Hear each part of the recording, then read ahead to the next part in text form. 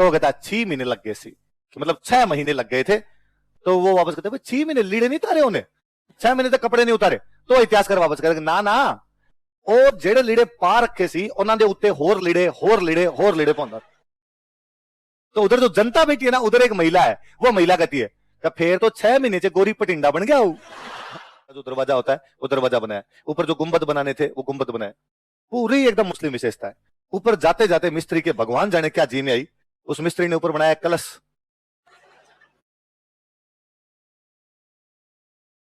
एक धर्म पे प्रभाव है, आपके रिलीजन पे प्रभाव है। भारत में 2 नए आंदोलन शुरू होते हैं। एक आंदोलन का नाम है सूफी, एक आंदोलन का नाम है भक्ति। कौन कौन से 2 नए आंदोलन शुरू होते हैं? सूफीजम और भक्ति। क्या है देखो, सुनो मेरी बात। इस्लाम भारत में आने से पहले बहुत कट्टर था। मैं अभी बता रहा हूं कि संगीत और चित्रकला तक हराम हुआ करती थी यार, पेंटिंग नहीं बना सकता कोई भी आदमी। भारत में आने के बाद में इस्लाम का एक लिबरल रूप सामने आया। वो जो लिबरल रूप था वो कहीं ना कहीं क्या था? सूफीजम। यहां आने के बाद पहले सीधा सीधा रूल था, बाहर जहां कहीं राज किया था वहां सीधा सिस्टम था कि मुसलमान राजा के शासन में जितने लोग रहते हैं वो सारे मुसलमान होंगे, इसके अलावा दूसरा कोई रह ही नहीं सकता। यहां आने के बाद देखा कि यहां धर्मांतरण वाली चीज पार ही नहीं पड़ पा रही थी, और यहां पे लोग धर्म चेंज कर ही नहीं रहे थे। तो बाद में यहां पर थोड़ा लिबरल हुआ कि ठीक है आप रह सकते हो, लेकिन आपको टैक्स देना पड़ेगा, जजिया। क्या देना पड़ेगा? मुसलमान राजा के शासनकाल में या तो मुस्लिम रहेंगे, और नॉन मुस्लिम यदि रहेंगे तो उनको क्या देना पड़ेगा? जजिया देना पड़ेगा। तो इसका मतलब रह तो सकते हैं। अब जब इनके साथ ही रहना है, इनमें ही रहना है, तो बाद में एक लिबरलिज्म आया, एक मिला जुला सा रास्ता आया, जिसके अंदर इस्लाम में हिंदुओं की विशेषताएं घुसने लगी। हिंदुओं का संगीत मुसलमानों की तरफ जाने लगा, और उसे सूफी संत आए। क्या है? और सारी दरगाहों में देख लो संगीत का पालन बहुत अच्छी तरीके से किया जाता है। और अजमेर वाली दरगाह मोइनुद्दीन चिश्ती साहब की दरगाह है, क्या कोई ये कह सकता है कि वो हिंदुओं की है मुसलमानों की? मुझे लगता है वहां मुसलमानों से ज्यादा हिंदू जाते हैं। पीर बाबा जीते हुए, संत जितने हुए, उनमें किसी ने भी बाद में धार्मिक भेदभाव का पालन नहीं किया। सारे के सारे लोग वहां पर जाते हैं, हिंदू मुस्लिम जैसा वहां पर नहीं है। कि एक मस्जिद को देख के जरूर कोई हिंदू सोच सकता है कि यार मस्जिद मुसलमानों की, मैं क्यों क्यों जाऊं, पर दरगाह को देख के ऐसा नहीं सोचता है। भाई पीर बाबा है, पीर बाबा के तो सभी जाते हैं। ये इस्लाम पे हिंदू धर्म का प्रभाव था कि इस्लाम उदार हुआ, और उसकी जो उदार शाखा आई वो शाखा कौन सी थी? उधर हिंदुओं में क्या हुआ? हिंदुओं में एक तो ये जो टाइम था, इस टाइम में कर्मकांड बहुत ज्यादा बढ़ रहे थे। क्या बढ़ रहे थे? रिचुअल्स। रिचुअल्स बहुत ज्यादा बढ़ रहे थे। आपको मंदिर जाना पड़ेगा, चढ़ावा चढ़ाना पड़ेगा, यज्ञ करना पड़ेगा, तो भगवान राजी होंगे, वरना तो भगवान राजी नहीं होंगे। और मंदिर में कौन जा सकता है, कौन नहीं जा सकता है, छुआछूत, भेदभाव बड़े उच्चतम स्तर पे पहुंचा हुआ था। पंडित जी मानेंगे तो ही भगवान राजी होगा, पंडित जी नहीं मांगे तो भगवान राजी। भगवान के आपके बीच में बिचौलिए थे। अब आपको मंदिर जाना पड़ेगा, पंडित जी को राजी करना पड़ेगा। एक तो जनता इससे त्रस्त थी। ऊपर एक दूसरी बात हुई, ये बाहर वाले जितने भी राजा है शुरू शुरू में इन्होंने भयंकर मंदिर तोड़े। आते जहां मंदिर देखा वहां तोड़ना शुरू किया, क्योंकि ये मूर्ति पूजा करते नहीं थे। तो जहां मूर्तियां देखो उन सारी मूर्तियों को तोड़ दिया जाए। लोग और बेचारे डरे हुए कि यार अपने तो मंदिर टूट गए, अपनी संस्कृति खत्म हो गई, अब क्या किया जाए। ऐसे टाइम में हमारे समाज के अंदर कुछ सुधारक निकल के आए। उन सुधारकों ने इन दोनों चीजों का एक हल बताया, और उन्होंने कहा कि भगवान को राजी करने के लिए मंदिर जाने की आवश्यकता ही नहीं। भगवान को राजी करने के लिए मंदिर जाने की आवश्यकता, तो पहले वाली समस्या का हल होता है कि जब मंदिर जाना ही नहीं है तो छुआछूत हो ही नहीं सकती ना। मंदिर में कौन जाएगा और कौन नहीं जाएगा सवाल ही खत्म हो गया, क्योंकि आपको मंदिर में तो जाना ही नहीं। फिर कहा हमारे तो मूर्ति तोड़ दी, पूजे किसको? तो फिर उन्होंने कहा कि साहब भगवान को राजी करने के लिए मूर्ति पूजने की भी आवश्यकता। और अपने जहां कबीर जी जैसे लोगों ने बाकायदा दोहे के कि पत्थर पूजे हरी मिले तो मैं पूजूं, पहाड़ ताते तो चाकी बलीन पी सकाए संसार। कि भाटे पूजने से यदि भगवान मिलते हो तो मैं पूरी झलना डूंगरी पूज दूं।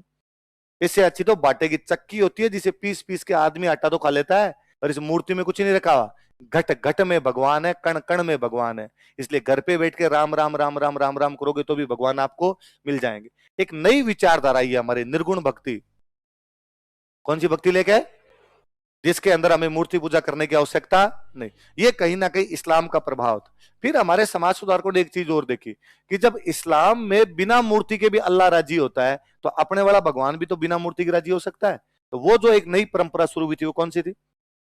इस्लाम पे हिंदू धर्म के प्रभाव से क्या आया? हिंदू धर्म पे इस्लाम के प्रभाव से क्या आया? तो दो नए आंदोलन शुरू हो गए, सूफी आंदोलन और भक्ति आंदोलन, और दोनों ने अच्छा प्रभाव छोड़ा हमारे समाज पे। एक बाहर से कल्चर आई, तुर्क मुसलमान थे, वो एक नया धर्म भारत के अंदर आ रहा था। पहले भारत के अंदर जो धर्म है बेसिकली मोटे तौर पे कौन सा था? हिंदू। तो अब एक मुसलमानों के हिंदुओं की मिली जुली एक कल्चर आई, जिस कल्चर को हम कहते हैं इंडो इस्लामिक। क्या बोलते हैं?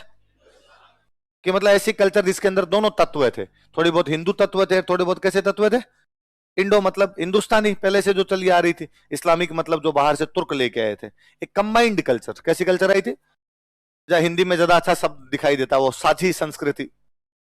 कैसी संस्कृति, नहीं कहते भाई ये तो अपना साझा है, दोनों का मिला जुला जो होता, तो कंबाइंड कल्चर आई थी उसका, या कंपोजिट कल्चर ज्यादा अच्छा वर्ड होगा, तो कंपोजिट कल्चर आई थी, उसका नाम क्या है, मैं थोड़ी सी बातें बताता हूं। एक तो क्या हुआ, जितनी भी बिल्डिंग बनी उन बिल्डिंग में दोनों प्रकार के गुण थे, उनमें हिंदू गुण भी थे और उनमें कैसे गुण थे, मुस्लिम। मैं मोटा मोटा बताता हूं। अपने आप घरों में दरवाजे बनाने का तरीका ये होता है, दरवाजा से बनाते हैं, मुसलमानों के दरवाजे से नहीं बनाते थे, ये बाहर से जो तुर्क आए थे ये दरवाजे से नहीं बनाते, ये थोड़े स्टाइलिश दरवाजे बनाया करते थे। अपने वाले इन दरवाजों को बोलते हैं सहतीर। क्या बोलते हैं, लेंटल, लेंटल बोलते हैं, लेंटल हुआ करता था। इनको बोलते थे आर्क, मेहराब। क्या बोलते थे, एक तो बड़ा चेंज ये दरवाजों वाला ही चेंज आया था कि पहले अपने लेंटल वाले दरवाजे बनते थे, अभी दरवाजे कैसे बन लगे, आर्क। अभी तक बनते हैं अपने भारत के अंदर। अपनी राजस्थान की विधानसभा देख लेना, सारे दरवाजे से हैं, तो विधानसभा के चारों तरफ चक्कर काटना दरवाजे से हैं। और अपने शादी ब्याह में टेंट लगाते हैं, टेंट का मुख्य दरवाजा आज भी नोट कर लेना, टेंट के सबके मुख्य दरवाजे इस प्रकार के बने हुए होंगे। ये तरीका पहले भारत के अंदर नहीं था, पहले भारत में केवल यही तरीका हुआ करता था। और अपने पहले छत है, ये मकान है, छत, छतों पे मंदिर वगैरह बनाते, उन पे बनाते शिखर। क्या बनाते, शिखर बने, इनको बोलते शिखर बोला करते थे। मुसलमानों के आने के बाद में एक नई स्टाइल आई, डोम। क्या बनाने लगे थे, डोम, डोम, गुंबद। क्या बोलते हैं इनको, गुंबद। सिंगल गुंबद होता था, डबल लेयर का गुंबद, जैसे ताजमहल देखते हो, ताजमहल में डबल लेयर गुंबद है, प्याज, प्याज जैसा गुंबद बना हुआ एकदम। तो पहले अपने ये जो तिकोने बनाए जाते थे ऊपर से, अब ये ऊपर से कैसे होने लगे थे मकान अपने, गोल गोल होने लग गए थे। तो ये अलग अलग प्रकार, ये स्थापत्य कला में चेंज आ गया। पहले आपका गेट अलग प्रकार का बनता है, अब अलग प्रकार का, पहले आपकी छत अलग प्रकार की, अब अलग प्रकार की छत होती है। ये किसी भी बिल्डिंग के बाहर मीनारें, ये पहले अपने नहीं हुआ करती थी, मीनारों वाला फैशन ही नहीं था अपने। ये मीनारें तुर्कों के आने के बाद में शुरू हुई थी, कि तुर्कों के आने के बाद में मीनारें बनने लग गई थी अपने यहाँ पर। तो स्थापत्य कला के अंदर चेंज आए, चीजें जुड़ गई, चीजें जुड़ गई, वो अपने आप के अंदर क्या है, चेंज। अच्छा, हम कहते हैं दोनों चीजें एक साथ कैसे आ गई, मुसलमानों की बिल्डिंग थी तो उसमें मुसलमानों की विशेषता आती, हिंदुओं की बिल्डिंग थी तो उसमें हिंदुओं की विशेषता आती।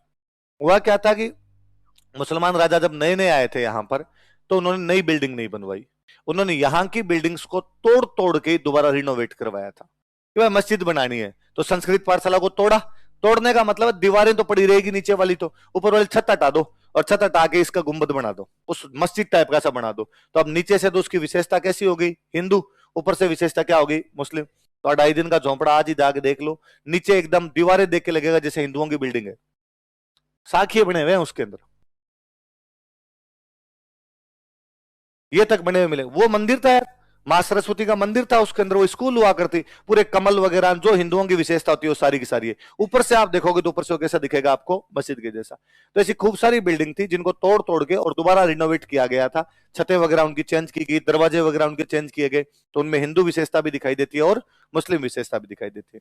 फिर थोड़े दिनों में जब तुर्क यहाँ पे स्टेब्लिश हो गए तो उन्होंने कहा नहीं बनाएंगे यार, पुराने वाली में क्यों नमाज पढ़े, पुराने वाली को मस्जिद क्यों बनाए, क्यों तोड़े, अपने अपने नई बना लेते हैं अपने। तो उन्होंने नई बनानी शुरू की, पर बनाने वाला मिस्त्री तो इंडियन था, और मिस्त्री वो कौम है जिसको आप कितना भी बता दो कि ऐसे बनाना ऐसे बनाना, बनाता वैसे ही है जैसे उसको आता है या जैसा उसके दिमाग के अंदर है, वो आपकी एक भी बात मानता नहीं है, उसको वही करना होता है जो उसको आता है। उल्टा घरों के अंदर देखते हैं कि मिस्त्री को इंजीनियर से मैप भी ला के दिया, पूरा बताया साहब ये यहाँ ड्राइंग रूम बनाना है, यहाँ किचन होनी चाहिए, यहाँ वॉशरूम होना चाहिए हमारा, पर वो आपके जाने के बाद में पीछे अपने मजदूरों से बात करता तब कहता है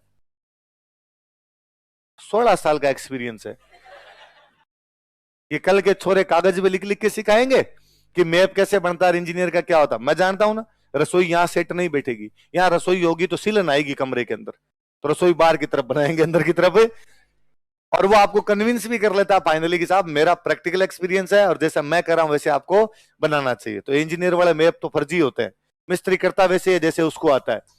तो ये तो एक बड़ी जोरदार बात था। दिल्ली में एक मकबरा, गयासुद्दीन तुगलक का मकबरा, किसका मकबरा, मकबरे होते थे मुसलमान राजाओं को मरने के बाद जहां दफनाते थे उस जगह को क्या बोला करते थे, मकबरा, उसके ऊपर बिल्डिंग बना देते, मकान बना देते।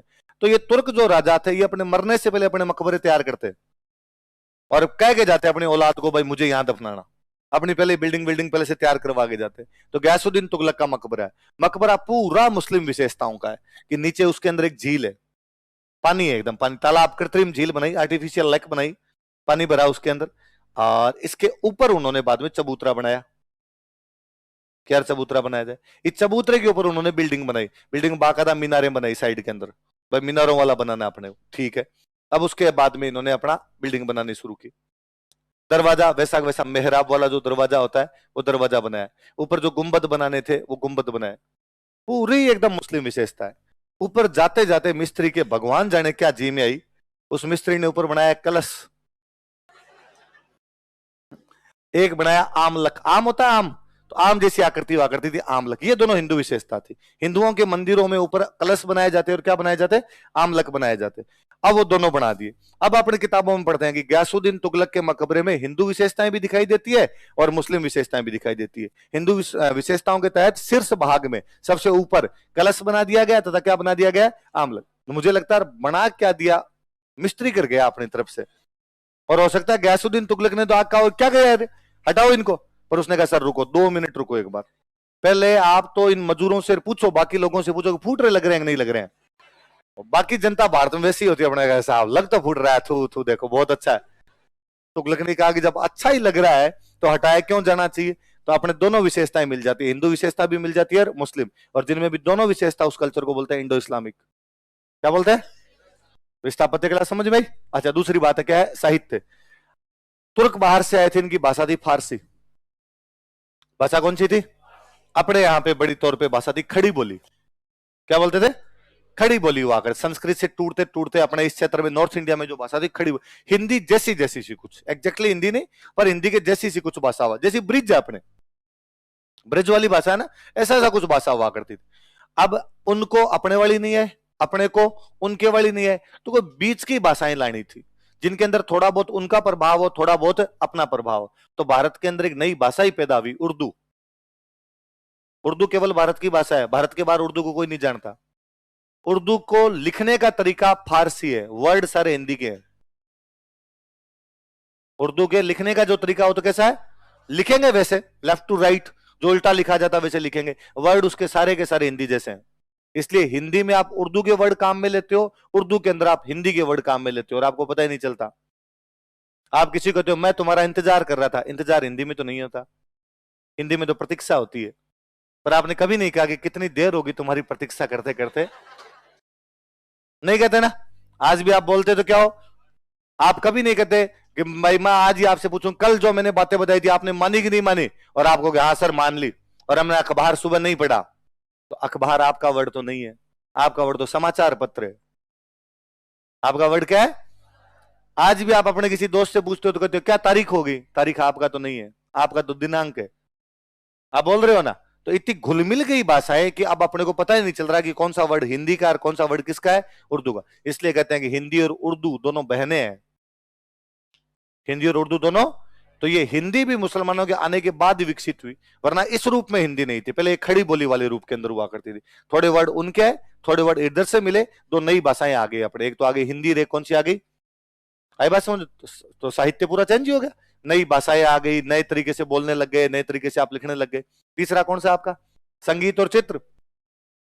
इस्लाम भारत में आने से पहले यह मानता था कि संगीत हराम है, कि यदि किसी ने गीत गा दिया तो कूटेंगे हम, जीभ काट लेंगे, और चित्र बना दिए किसी ने तो और मार पड़ेगी। चित्रकला हराम है और संगीत भी हराम। लेकिन जब भारत के अंदर आए मुसलमान तो उन्होंने देखा कि यहाँ के लोग संगीत में भी रुचि रखते हैं और चित्रकला में भी रुचि रखते हैं, इसलिए धीरे धीरे मुसलमान जो राजा थे उन्होंने अडेप्ट करना शुरू किया और भारत के अंदर उन्होंने संगीत को भी बढ़ावा दिया और चित्रकला को भी बढ़ावा दिया। और एक टाइम आता है जब अकबर कहता है जो चित्रकला को पसंद नहीं करते मैं उनको पसंद नहीं करता। वो एक मुसलमान राजा था, उसके बावजूद उसका कोटेशन क्या है, जो चित्रकला को पसंद नहीं करते मैं। इसका मतलब धीरे धीरे संगीत के अंदर भी अब दोनों प्रकार के, सॉरी चित्रकला में भी दोनों प्रकार की चीजें आने लगी। मैं लॉकडाउन में जब निकम्मा फ्री बैठा रहता था, यूट्यूब के वीडियो देखता खूब सारे, तो एक दिन एक पाकिस्तान के चैनल का एक यूट्यूब का वीडियो है हिस्ट्री की डिबेट का, हिस्ट्री की डिबेट चल रही पाकिस्तान की किसी चैनल। मेरे को शायद पाकिस्तान ज्यादा अच्छा लगता होगा, मेरा पूरा बचपन ही मतलब पाकिस्तान बॉर्डर पे निकला हुआ है एकदम। मेरे जिस गांव में पापा मेरे टीचर हैं, जिस गांव में पापा की पोस्टिंग थी, वो महज पाकिस्तान से 8 किलोमीटर अंदर की तरफ था। बॉर्डर से 8 किलोमीटर अंदर की तरफ था। और वहां हमारे ये आपके एयरटेल और वोडाफोन तो पकड़ते ही नहीं थे। दूरदर्शन ही नहीं पकड़ता था, पीटीवी पकड़ता था। पाकिस्तान टीवी ज्यादा पकड़ लिया करता था। तो मुझे लगता है यार उस चक्कर में अपने अंदर आ गई होगी वैसी बात है कि पाकिस्तान की चीज आती है, अपना दिमाग ज्यादा एक्टिव होता है। तो एक दिन कोई रैंडम वीडियो मेरे सामने आया पाकिस्तान के, एक कोई चैनल, उस चैनल पे डिबेट हो रही, एंकर बैठी है, एक महिला एंकर है, दो इतिहासकार बुलाए हुए, सोफा वोफा पे इतिहासकार बैठे हैं ढंग से, 5-7 लोग बैठे हुए अपने जैसी जनता बैठी, कपिल शर्मा टाइप का सा शो जिसमें जनता भी हो, वो भी एंकर भी हो और 2-4 लोग भी हो। तो एंकर बैठी है, वो दो बैठे हैं, इधर जनता दिखा रखी है उसके अंदर। तो वो एंकर कहते, वो इतिहासकार पूछते हैं तो कि आज किस टॉपिक पर बहस होगी। तो वो कहती है, एंकर कहती है कि आज की हमारी बहस का टॉपिक है तराइन का युद्ध। कौन सा युद्ध?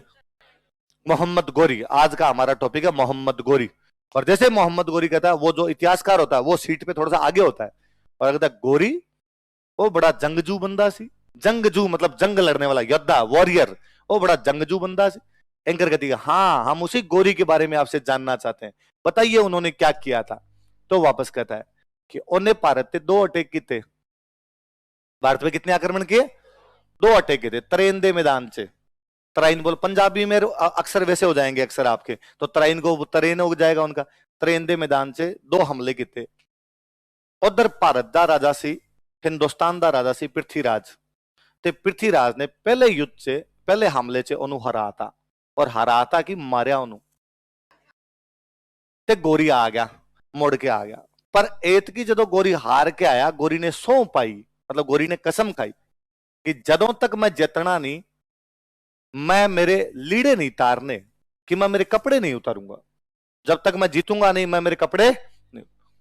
तो वो एंकर वापस कहती है कि फिर किन्ने चर बाद जीत्या हो? तो वो कहता 6 महीने लग गए सी, कि मतलब 6 महीने लग गए थे। तो वो वापस कहते भाई 6 महीने लीड़े नहीं तारे उन्हें, 6 महीने तक कपड़े नहीं उतारे। तो इतिहासकार वापस कहते ना ना, ਉਹ ਜਿਹੜੇ ਲੀੜੇ ਪਾ ਰੱਖੇ ਸੀ ਉਹਨਾਂ ਦੇ ਉੱਤੇ ਹੋਰ लीड़े पाਉਂਦਾ। तो उधर जो जनता बैठी है ना, उधर एक महिला है, वो महिला कहती है कि फिर तो 6 महीने से गोरी पटिंडा बन गया हो। 180 कपड़े पहन के तो गोरी खुद ही बठिंडा बन गया होगा। भाई बठिंडे पे कब्जा करने जा रहा था, खुद ही बठिंडा बन के घूम रहा होगा वो तो फिर वो आगे क्या हुआ? तो फिर एतकी हो गया, एतकी ने जाके पृथ्वीराज नू हराता, ओनू फड़ लिया, तो फड़ के ओनू मारता। फिर वो बोलता, उसमें एक लाइन बोलता है कि ओ दिन सी ते अज दा दिन है। ਉਹ 1192 ਦਾ ਸਾਲ ਸੀ, ਉਹ ਤਰੇਨ ਦਾ ਮੈਦਾਨ ਸੀ, ਗੋਰੀ ਜਿੱਤ ਗਿਆ ਸੀ, ਪ੍ਰਿਥਵੀਰਾਜ ਹਾਰ ਗਿਆ ਸੀ। ਉਹ ਤਾਰੀਖ भारत ਨੂੰ ਤੇ पाकिस्तान ਨੂੰ ਦੋਨਾਂ ਨੂੰ आज भी प्रभावित करती है। तो एंकर पूछती आज भी, मतलब भारत पाकिस्तान तराइन के युद्ध से प्रभावित हो रहे? वो कहता पूरा। फिर तेनू पता ही नहीं, ਉਹ हिंदुस्तान वाला ने एक मिसाइल बना ली सी, मिसाइल बना ली सी, ना रखा ਉਹਦਾ पृथ्वी, अपने एक मिसाइल है पृथ्वी। ਤੇ पाकिस्तान वालों ਨੂੰ पता लग गया कि भारत वाला ने मिसाइल बना ली, मिसाइल का नाम रखा पृथ्वी, असि मिसाइल बनाई गोरी। कि पृथ्वी से कौन लड़ेगा? तो पाकिस्तान की मिसाइल का नाम क्या है? गोरी। मैं इस बुंगल को समझाओ, हमारे वाला पृथ्वी पृथ्वीराज चौहान नहीं है, अपने तो वो है पृथ्वी, आकाश, नाग, त्रिशूल वैसे है। अच्छा हमको अपने पृथ्वी बनाई तो उन्होंने समझा कि पृथ्वी बना ली, चलो पृथ्वी से किसको लड़ाए? तो गोरी को लड़ा दो। यार पाकिस्तान मजाकिया देश तो है वास्तव में। ये देश कैसे चल रहा है भगवान जाने, भगवान। इनका इतिहासकार कह रहा है उन्होंने बनाई पृथ्वी, असी बना ली गोरी। ठीक है यार, तुम तो तराइन का युद्ध आज भी प्रभावित कर रहा है भाई अपने को।